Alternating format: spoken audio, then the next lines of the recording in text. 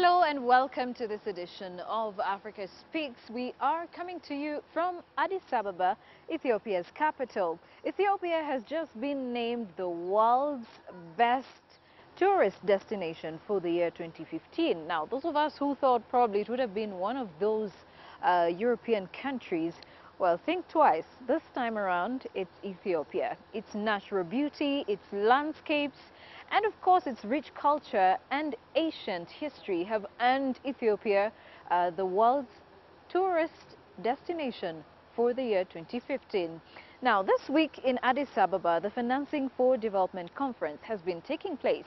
And among other issues that have been discussed here at the conference in Addis Ababa is the fact that countries now are looking for ways in which they can finance their own development.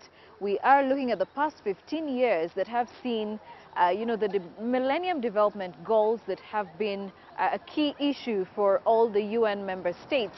And now the 15 years are done and we are transitioning into sustainable development goals. But can Africa sustain her own development?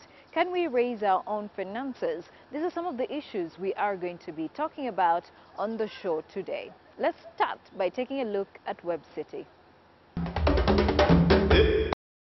We go to the Kenyan village where Barack Obama's father was born, ahead of the US president's visit to the East African country later this month. And we stay in Kenya to meet the women fighting to eradicate female genital mutilation and to keep the country on the path towards feminist reform. And finally, we head to Rwanda, where lions are making their grand return after being driven out by the country's 1994 genocide. But first, a summary of the stories that made the headlines this week. The Islamic State jihadist group claimed responsibility for a missile attack on an Egyptian Navy vessel off North Sinai on Thursday. It is the first incident of its kind since jihadists launched an insurgency against the country's security forces 2 years ago, following a crackdown on Islamists. The attack took place in the same week as the bombing of the Italian consulate in the capital, also claimed by IS.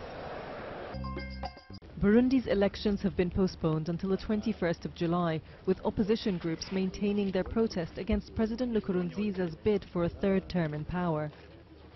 Regional efforts to resolve the country's violent political crisis are being led by Uganda as gunfire